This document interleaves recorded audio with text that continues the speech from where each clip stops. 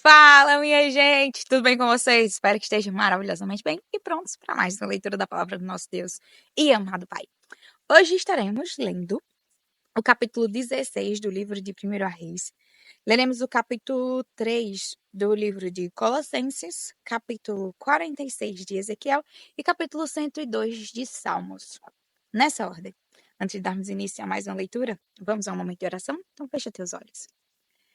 Deus maravilhoso, Pai santo e celeste, louvamos a Ti e bendizemos pela graça de estarmos vivos, de termos a Tua palavra em mãos, de podermos viver um momento tão singular como esse, em que estaremos lendo e ouvindo a respeito do Teu Evangelho e histórias tão fascinantes. Obrigada, Pai, porque em toda e cada palavrinha que possui na Tua Sagrada Escritura há aprendizados de fato incalculáveis, pelo menos para mim. Ó Deus, muito obrigada por nos instruir na tua palavra, nos corrigir, nos exortar, e nos ajudar a confiar nessa que perpassa todas as gerações e que, de forma alguma, nenhuma das profecias que o Senhor falou cairão por terra, porque tu és fiel e tu não mentes.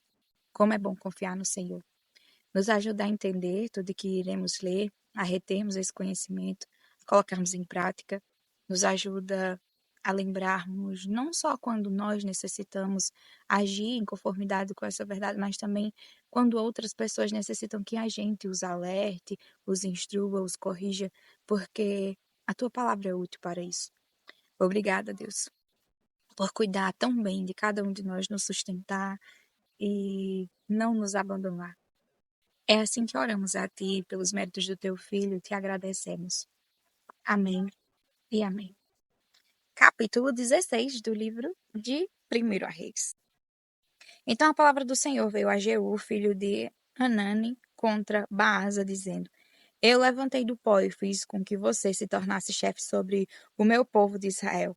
Mas você tem andado no caminho de Jeroboão e tem feito o meu povo de Israel pecar, irritando-me com os seus pecados. Por isso, Baasa, vou exterminar você e os seus descendentes e vou fazer com a sua casa o que fiz com a casa de Jeroboão, filho de Nebate. Se alguém da casa de Baasa morrer na cidade, os cães o comerão. E se alguém morrer no campo, as aves do céu o comerão. Quanto aos demais atos de Baasa, ao que fez e ao seu poder, não está tudo escrito no livro da história dos reis de Israel? Baasa morreu e foi sepultado em Tisa. E Elá, seu filho, reinou em seu lugar. Assim, por meio do profeta Jeú, filho de Hanani, a palavra do Senhor veio contra Baasa e contra a sua descendência, por todo o mal que ele havia feito aos olhos do Senhor, irritando com as suas obras e fazendo-se igual à casa de Jeroboão. E também porque matou a casa de Jeroboão. No 27º ano do reinado de Asa, rei de Judá, Elá, filho de Baasa, começou a reinar sobre Israel em Tirza, e reinou 2 anos. Zimri, seu servo, comandante da metade dos carros de guerra, conspirou contra ele. Elá estava em Tirza, bebendo e embriagando-se na casa de Arsa, seu encarregado em Tirza. Zimri entrou na casa, atacou Elá e o matou, no 27º ano do reinado de Asa, rei de Judá. E Zimri reinou em lugar de Elá. Logo que começou a reinar e se assentou no trono, Zimri matou todos os descendentes de Baasa. Não lhe deixou nenhum do sexo masculino, nem dos parentes, nem dos seus amigos. Assim, Zimri exterminou todos os descendentes de Baasa, segundo a palavra do Senhor, anunciada por meio do profeta Jeú contra Baasa, por todos os pecados que Baasa e o seu filho Elá cometeram, e pelos pecados que fizeram Israel cometer, irritando o Senhor, Deus de Israel, com os seus ídolos. Quanto aos demais atos de Elá e a tudo o que ele fez, não está tudo escrito no livro da história dos reis de Israel? No 27º ano do reinado de Asa, rei de Judá, Zimri reinou 7 dias em Tirza. O povo estava acampado contra Gibeton, cidade que pertencia aos filisteus. O povo que estava acampado ouviu dizer: Zimri conspirou contra o rei e o matou. Por isso, naquele mesmo dia, o arraial, todo Israel, constituiu rei sobre Israel a Onrim, comandante do exército. Onrim saiu de Gibeton estando todo Israel com ele, e sitiou Tirsa. Quando Zinri viu que a cidade havia sido tomada, foi para a fortaleza do palácio real, pôs fogo no palácio real e morreu, por causa dos pecados que havia cometido, fazendo o que era mal aos olhos do Senhor, andando no caminho de Jeroboão e no pecado que havia cometido, e fazendo Israel pecar. Quanto aos demais atos de Zinri e a conspiração que fez, não está tudo escrito no livro da história dos reis de Israel? Então o povo de Israel se dividiu em dois partidos. Metade do povo seguia Tibni, filho de Ginate, para o fazer rei, e a outra metade seguia Orim. Mas o povo que seguia Orim prevaleceu contra o que seguia Tibni, filho de Ginate. Tibni morreu e Orim passou a reinar. No 31º ano do reinado de Asa, rei de Judá, Orim começou a reinar sobre Israel e reinou 12 anos. Em Tirza, reinou 6 anos. De Semer, ele comprou o monte de Samaria por 68 quilos de prata e o fortificou. E a cidade que edificou sobre o monte chamou de Samaria, nome oriundo de Semer, dono do monte. Orim fez o que era mau aos olhos do Senhor. Fez pior do que todos os reis que vieram antes dele. Andou em todos os caminhos de Jeroboão, filho de Nebate, bem como nos pecados que este levou Israel a cometer, irritando o Senhor, Deus de Israel, com os seus ídolos. Quanto aos demais atos de Onri, o que fez e ao poder que manifestou, não está tudo escrito no livro da história dos reis de Israel? Onri morreu e foi sepultado em Samaria. E Acabe, seu filho, reinou em seu lugar. Acabe, filho de Onri, começou a reinar sobre Israel no 38º ano do reinado de Asa, rei de Judá. E Acabe, filho de Onri, reinou sobre Israel em Samaria 22 anos. Acabe, filho de Onri, fez o que era mal aos olhos do Senhor, mais do que todos os reis que vieram antes dele. Como se fosse pouca coisa andar nos pecados de Jeroboão, filho de Nebate, Acabe foi mais longe e tomou por mulher Jezabel, filha de Etbaal, rei dos Sidônios. E foi, serviu Baal e o adorou. Levantou um altar a Baal no templo de Baal que tinha edificado em Samaria. Acabe fez também um poste da deusa Azerá, de maneira que cometeu mais abominações para irritar o Senhor, Deus de Israel, do que todos os reis de Israel que vieram antes dele. Em seus dias, Iel, o Betelita, edificou Jericó. Quando ele lançou os alicerces da cidade, morreu Abirão, seu filho primogênito, e quando colocou os portões, morreu Segube, seu filho mais novo, segundo a palavra do Senhor, anunciada por meio de Josué, filho de Nun. Capítulo 3 do livro de Colossenses. Portanto, se vocês foram ressuscitados juntamente com Cristo, busquem as coisas lá do alto, onde Cristo vive, assentado à direita de Deus. Pensem nas coisas lá do alto, e não nas que são daqui, da terra. Porque vocês morreram, e a vida de vocês está oculta juntamente com Cristo, em Deus. Quando Cristo, que é a vida de vocês, se manifestar, então vocês também serão manifestados com Ele em glória. Portanto, façam morrer tudo que pertence à natureza terrena: imoralidade sexual, impureza, paixões, maus desejos e a avareza, que é a idolatria. Por causa destas coisas é que vem a ira de Deus sobre os filhos da desobediência. Vocês também andaram nessas mesmas coisas no passado, quando viviam nelas. Agora, porém, abandonem igualmente todas essas coisas: ira, indignação, maldade, blasfêmia, linguagem obscena no falar. Não mintam uns aos outros, uma vez que vocês se despiram da velha natureza com as suas práticas, e se revistam da nova natureza, que se renova para o pleno conhecimento, segundo a imagem daquele que a criou. Aqui não pode haver mais grego e judeu, circuncisão e incircuncisão, bárbaro, citra, escravo, livre, mas Cristo é tudo e está em todos. Portanto, como eleitos de Deus, santos e amados, revistam-se de profunda compaixão, de bondade, de humildade, de mansidão, de paciência, suportem-se uns aos outros e perdoem-se mutuamente. Caso alguém tenha motivo de queixa contra outra pessoa, assim como o Senhor perdoou vocês, perdoem também uns aos outros. Acima de tudo isto, porém, esteja o amor, que é o vínculo da perfeição. Que a paz de Cristo seja o árbitro no coração de vocês, pois foi para essa paz que vocês foram chamados em um só corpo, e sejam agradecidos. Que a palavra de Cristo habite ricamente em vocês. Instruam e aconselhem-se mutuamente em toda a sabedoria, louvando a Deus com salmos, hinos e cânticos espirituais com gratidão no coração. E tudo o que fizerem, seja em palavra, seja em ação, façam em nome do Senhor Jesus, dando por ele graças a Deus Pai. Esposas, que cada uma de vocês se sujeitem a seu próprio marido como convém no Senhor. Maridos, que cada um de vocês ame as suas esposas e não a tratem com amargura. Filhos, em tudo obedeçam a seus pais, pois fazer isso é agradável diante do Senhor. Pais, não irritem os seus filhos para que eles não fiquem desanimados. Servos, obedeçam em tudo a seus senhores aqui na terra, não servindo apenas quando estão sendo vigiados, visando somente agradar pessoas, mas com sinceridade de coração, temendo o Senhor. Tudo o que fizerem, façam de todo o coração, como para o Senhor e não para as pessoas, sabendo que receberão do Senhor a recompensa da herança. É a Cristo, o Senhor, que vocês estão servindo. E quem fizer injustiça receberá em troca a injustiça feita. E nisto ninguém será tratado com parcialidade. Capítulo 46 do livro de Ezequiel.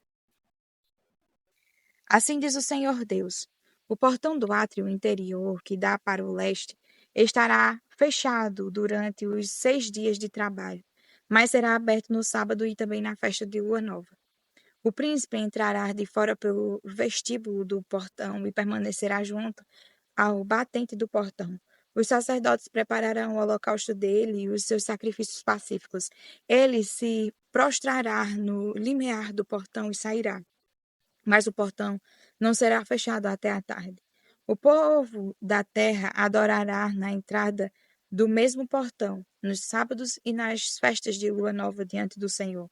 O holocausto que o príncipe oferecer ao Senhor será, no dia de sábado, 6 cordeiros sem defeitos e um carneiro sem defeito. A festa de cereais será de 17,5 litros para cada carneiro, para cada cordeiro. A oferta de cereais será o que ele puder dar. E para cada medida de cereais, 3,5 litros de azeite. Mas na festa da lua nova será um novilho sem defeito e 6 cordeiros e um carneiro. Eles serão sem defeito. Preparará por oferta de cereais 17,5 litros para cada novilho e 17,5 litros para cada carneiro, mas pelos cordeiros, segundo as suas posses, e para cada medida de cereais 3,5 litros de azeite. Quando o príncipe entrará pelo vestíbulo do portão e sairá pelo mesmo caminho. Mas quando o povo da terra comparecer diante do Senhor nas festas fixas, aquele que entrar pelo portão do norte para adorar sairá pelo portão do sul, e aquele que entrar pelo portão do sul sairá pelo portão do norte. Não sairá pelo mesmo portão pelo qual entrou, mas sairá pelo portão oposto. O príncipe estará no meio deles. Quando eles entrarem, quando eles saírem, ele sairá. Nas solenidades e nas festas fixas, a oferta de cereais será de 17,5 litros para cada novilho e 17,5 litros para cada carneiro. Mas pelos cordeiros será o que puder dar. E para cada medida de cereais, 3,5 litros de azeite. Quando o príncipe quiser oferecer um holocausto ou sacrifícios pacíficos como oferta voluntária ao Senhor, então lhe abrirão o portão que dá para o leste, e ele oferecerá os seus holocaustos e os seus sacrifícios pacíficos, como costuma fazer no dia de sábado. Ele sairá e o portão será fechado depois que ele sair. Prepare um cordeiro de 1 ano sem defeito em holocausto ao Senhor cada dia. Esta oferta deverá ser feita todas as manhãs. Juntamente com ele, prepare todas as manhãs uma oferta de cereais para o Senhor, 3 litros de farinha, e para misturar com ela 1 litro de azeite. Isto é estatuto perpétuo e contínuo. Assim, prepararão o cordeiro, a oferta de cereais e o azeite todas as manhãs em holocausto contínuo. Assim diz o Senhor Deus: se o príncipe der um presente de sua herança a um dos seus filhos, ele pertencerá aos filhos, será propriedade deles por herança. Mas se ele der um presente da sua herança a um dos seus servos, isso será dele até o ano da liberdade, quando voltará a ser do príncipe. Porque aos seus filhos, e somente a eles, pertencerá a herança. O príncipe não tomará nada da herança do povo, expulsando-os das suas propriedades. Da sua própria propriedade deixará a herança aos seus filhos, para que o meu povo não seja espalhado, cada um para longe da sua propriedade. Depois disso, o homem me levou pela entrada que estava ao lado do portão para as câmaras santas dos sacerdotes, as quais davam para o norte. E eis que havia um lugar nos fundos, para o lado oeste.